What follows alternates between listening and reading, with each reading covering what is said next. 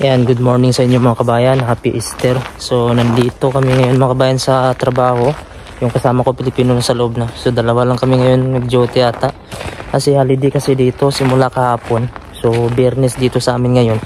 So, pasok pa rin kami mga kabayan kasi sayang din yung oras. Ayan, so dito tayo sa site. Ayan, so magtatrabaho na kami mga kabayan. Ayan, yung area dito walang katao-tao. Walang nagtatrabaho ngayon, kami lang magtrabaho. So, tara mga kabayan, pasok na kami sa trabaho namin. So, medyo malamig dito sa labas. Mapagpalang araw ulit sa inyo mga kabayan. Ngayong araw, ito pala yung unang araw ng Easter holiday. Webis ito. Yung holiday dito mga kabayan ay aabot siya hanggang Lunes. So, nagsiselebrate din sila dito ng holiday. Pag hindi ka nagtrabaho dito sa holiday ay wala kang kikitain. Depende mga kabayan. May mga company din dito na per month yung bayad.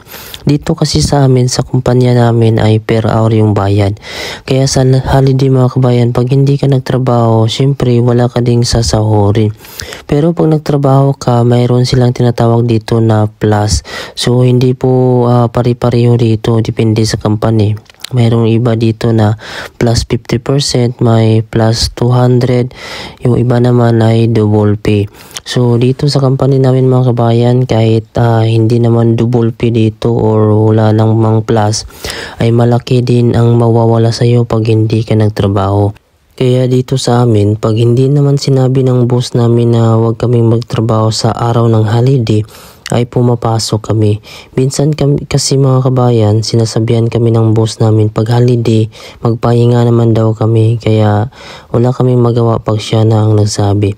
Ito kasi yung trabaho namin minsan ay kailangan talagang gawin siya mga kabayan dahil medyo kulang nga kami dito sa tao at saka yung project minsan ay kailangan ng tapusin sa deadline. So ito pala yung trabaho ko mga kabayan. Yung mga wire na nakikita nyo, yan yung mga control sa mga ventilation dito or kung sa atin yun yung aircon. Bali dito yung control, yung sa mga smoke, pag may sunog mga kabayan ay automatic lang siya mag-a-alarm. Tapos ito din yung control sa mga bulb, sa mga daanan ng mga hangin na mainit.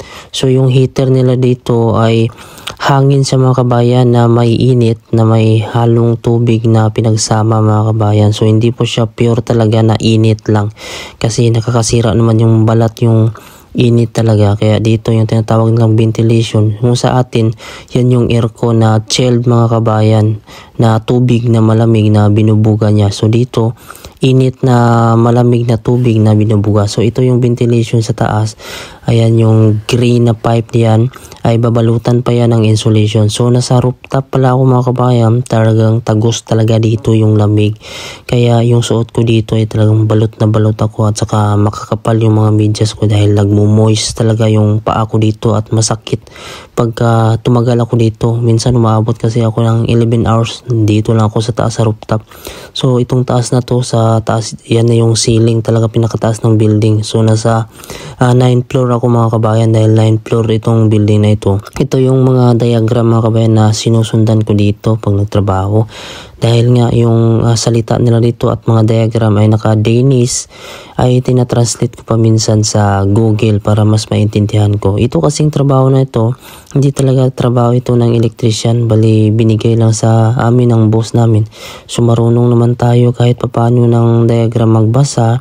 Ayun, pinag-aralan namin ng kasama ko. Yung kasama ko na isa na Pilipino, yun talaga yung magaling mga kabayan pagdating sa mga diagram at mas nakakaintindi siya kaysa sa akin. Kaya minsan mas gusto ko talaga sa kasama dahil sa kanya ako nagtatanong. Siya ang madalas kasi kinakausap ng boss namin. Mas mataas na kasi yung experience niya. So dito naman mga kabayan, kahit hindi mo naman napagdaanan, basta matuto ka lang mga kabayan at saka marunong kang umintindi. Hindi naman sa wala ka ding pinag-aralan, at least sa atin ay nakapag-aral ka talaga. So sa amin kasi nakapag-aral kami ng kasama ko ng electrical at saka may professional license kami sa Pilipinas. Yun lang ay hindi talaga tayo sinuwerte doon at mababa lang yung sahod talaga namin doon sa Pilipinas, kaya doon nag-abroad kami. At dito, salamat kami sa Diyos dahil nga nagamit din yung skill namin. So ito yung ventilation mga kabayan, kung saan nagbubuga siya ng hangin na mayroong tubig mga kabayan na mainit papunta sa mga kwarto. Tapos ito sa loob, tingnan nyo, balot na balot ng mga insulation dyan.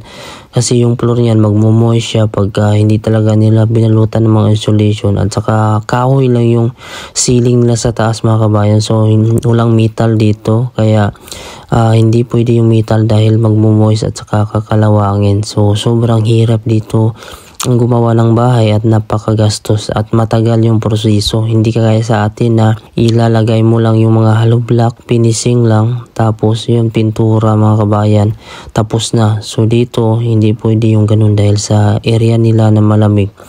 Kaya medyo magastos dito talaga ang magpagawa ng bahay at saka kailangan ng tao dito na permanente talaga na tuloy-tuloy yung trabaho. Kami naman ng mga Pilipino kasi ay talagang pag nagtrabaho ay tuloy-tuloy kami at saka hindi kagaya sa ibang mga lokal dito mga kabayan, lalo na yung mga nasa Europe country. Pag nakapunta sila ng Greenland, kadalasan yung kontrata nila ay 3 months, 6 months, umuwi na sila at hindi sila nagtatagal dito mga kabayan. Hindi kagaya sa amin ng mga Pilipino ay talagang takot kami mawawala ng trabaho. So ito pala yung panel na malaki dito na kinabit namin ng kasama ko, so dalawa lang kami nagkabit niyan. Yan yung mga wire mga kabayan, dito yan sa building. So hanggang 3rd floor, lahat ng mga wire papunta dito sa panel na malaki. Ayan, so hinihiwa muna ng kasama ko yung flexible kasi ipapasok namin yung wire sa ilalim. So dalawa lang kami dito, sobrang bigat ng panel na to at ang laki. Wala kasi kaming kasama dito kasi yung mga nagtatrabaho dito ay nag-holiday sila. So ang holiday dito, ito yung isa sa mga opportunity nila mga kabayan, pribilehiyo para mas makapahinga sila ng mas mataas mga kabayan. So kami naman dito ay nasasayangan kasi kami magpahinga kasi mayroon naman kaming rest day kada linggo dito at Sabado mga kabayan. So sapat na yun sa isang linggo makapagpahinga ka ng 2 araw o 1 araw.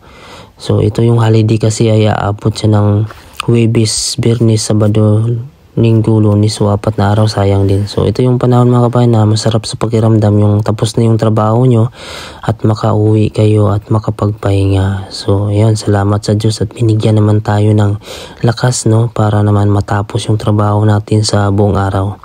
So ito yung oras mga kabayan ay nasa alas 5 na, pero pansin nyo may sikat pa rin ng araw at maliwanag. So hanggang dito na lang yung aking video mga kabayan. Maraming salamat po sa laging panonood. Huwag nyo naman po kalimutan i-subscribe ang aking YouTube channel. Maraming salamat sa laging panonood and God bless po.